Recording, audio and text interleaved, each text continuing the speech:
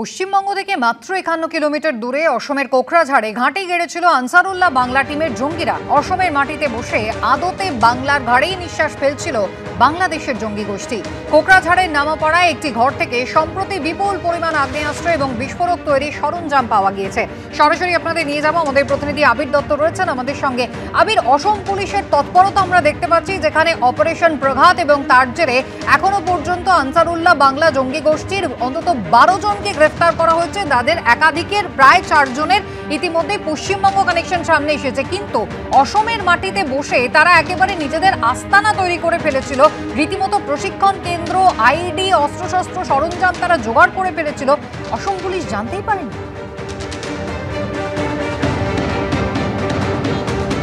একেবারেই, এবং যেটা দেখা যাচ্ছে প্রাথমিক তদন্ত যত এগিয়েছে তত তার সঙ্গে সঙ্গে যে তথ্য প্রমাণ তদন্তকারীরা পেয়েছেন তার থেকে একটা বিষয় স্পষ্ট, যেটা তারাও জানাচ্ছেন, যে প্রচুর সংখ্যায় স্লিপার সেল বেড়ে গিয়েছে। অর্থাৎ এই আনসারুল্লাহ বাংলা টিমের যেটা মোটিভ ছিল প্রাইমারি, সেটা হচ্ছে যে স্লিপার সেলের সংখ্যা বাড়ানো, এবং সেটা প্রচুর সংখ্যায় বেড়েছে।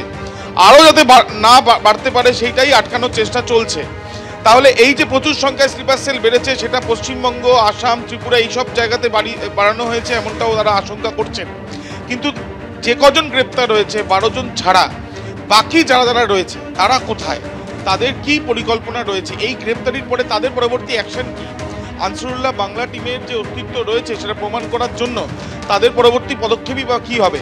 বিভিন্ন জায়গা থেকে ইন্টেলিজেন্স এজেন্সিদের কাছ থেকে যে তথ্য পাওয়া বা তাদেরও জিজ্ঞাসাবাদ, যাদেরকে গ্রেপ্তার করা যাদেরকে জিজ্ঞাসাবাদ করে যে তথ্য পাওয়া, তার থেকে কিন্তু দেখা যাচ্ছে যে কোনো জায়গাতে জেলে হামলা করার পরিকল্পনা ছিল, কোথাও দেখা যাচ্ছে যে পশ্চিমবঙ্গের চিকেন নেক সেটাও টার্গেট ছিল, আবার অসমে বিভিন্ন ব্যক্তিদের খুন করার একটা পরিকল্পনা ছিল। এই যে একাধিক পরিকল্পনাগুলো ছিল, শুধুমাত্র কি এগুলো নাকি আরও কিছু পরিকল্পনা ছিল? এবং এই তাদের যে ফান্ড রেজ করা এবং তার সঙ্গে সঙ্গে স্লিপার সেল সংগ্রহ করা, বৃহত্তর কী তারা ভাবনা তাদের মধ্যে ছিল, সেগুলো জানার তারা চেষ্টা চালাবেন।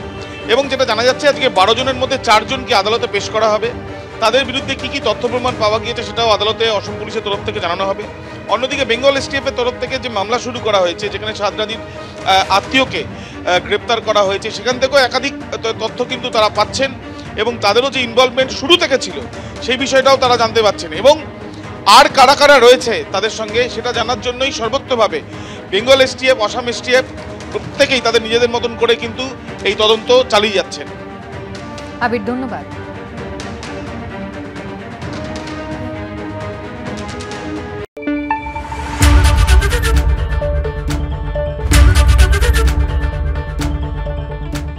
News flash. অসম পুলিশের অপারেশন প্রঘাতে গ্রেফতার করা হয়েছে বাংলাদেশের জঙ্গি গোষ্ঠী আনসারুল্লাহ বাংলা টিমের একাধিক জঙ্গিকে। এখনো অবধি ধৃত 12 জনের মধ্যে 2 জনকে মুর্শিদাবাদ থেকে গ্রেফতার করেছে অসম পুলিশ। এমনকি কেরল থেকে যাকে গ্রেফতার করা হয়েছে সেই বাংলাদেশি নাগরিক সাদরারিরও বাড়ি মুর্শিদাবাদেই, অর্থাৎ উদ্বেগ আশঙ্কা পশ্চিমবঙ্গেও। এই পরিস্থিতিতে অসমে জঙ্গি প্রশিক্ষণ শিবিরে পৌঁছেছে এবিপি আনন্দ। উঠে আসছে একের পর এক ভয়ঙ্কর তথ্য। আগ্নেয়াস্ত্র ও বিস্ফোরক মজুত রাখা হচ্ছিল, আর মজুত রাখার পেছনে প্রধান মাথা রয়েছে বর্ধমান খাগড়াগড় বিস্ফোরণকাণ্ডের অন্যতম অভিযুক্ত। জেল থেকে বসেই শুরু হয়েছিল প্ল্যানিং, জানতে পেরেছেন তদন্তকারী আধিকারিকেরা। অর্থাৎ খাগড়াগড় বিস্ফোরণ কাণ্ডে জড়িত জঙ্গি গোষ্ঠী জামাতুল মুজাহিদিন বাংলাদেশ কিংবা জেএমবির সঙ্গে বর্তমান বাংলাদেশে অত্যন্ত শক্তিশালী এবং সক্রিয় জঙ্গি সংগঠন আনসারুল্লাহ বাংলাদেশ টিমের সম্পর্ক অত্যন্ত জোরালো। সূত্রের খবর, মুর্শিদাবাদের হরিহরপাড়া থেকে আনসারুল্লাহ বাংলা টিমের জঙ্গি যে আব্বাস আলীকে গ্রেফতার করে অসম পুলিশের এসটিএফ, সেই আব্বাস যখন পক্সো মামলায় বহরমপুর জেলে বন্দী ছিল, সেই সময় জেলে তার সঙ্গে আলাপ হয় খাগড়াগড় কাণ্ডে ধৃত জঙ্গি সাদিক সুমন ওরফে তারিকুল ইসলামের। আর তখনই সাদিককে জেল থেকে বের করার ছক কষছিল এবিটির জঙ্গিরা। জেল ভেঙে তাকে মুক্ত করার পরিকল্পনা ছিল তাদের। অসমে মূল প্রশিক্ষণ শিবির তৈরি করলেও সূত্রের দাবি, ভৌগোলিক অবস্থানের সুযোগ নিয়ে বাংলাদেশের জঙ্গি গোষ্ঠী সংখ্যালঘু অধ্যুষিত জেলা মুর্শিদাবাদে ছোটখাটো স্যাটেলাইট শিবির তৈরির ছক কষেছিল। এবিটির ধৃত 12 জন জঙ্গির অন্যতম নূর ইসলাম মণ্ডল। তার বাড়ি অসমের কোকরাঝাড়ে হলেও পুলিশ সূত্রে দাবি, খাগড়াগড় কাণ্ডের আগে নূর ইসলাম কুখ্যাত শিমুলিয়া মাদ্রাসায় ট্রেনিং পর্যন্ত নিয়েছিল। এমনকি তার অবাধ যাতায়াত ছিল আলিপুর দুয়ারের ফালাকাটাতেও।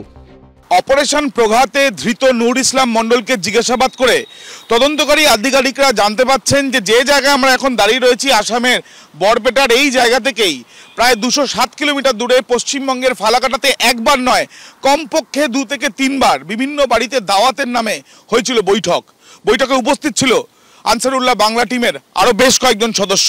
কি পরিকল্পনা তাদের হয়েছিল জানার চেষ্টা চালাচ্ছেন তদন্তকারীরা। ধরা পড়েছে হাতে গোনা কয়েকজন জঙ্গি, কিন্তু আর কারা গা ঢাকা দিয়ে রয়েছে? আমাদের আশেপাশেই কি লুকিয়ে রয়েছে আনসারুল্লাহ বাংলা টিমের জঙ্গিরা? আবির দত্ত, সন্দীপ সরকার, সৌমিত্র রায়, এবিপি আনন্দ।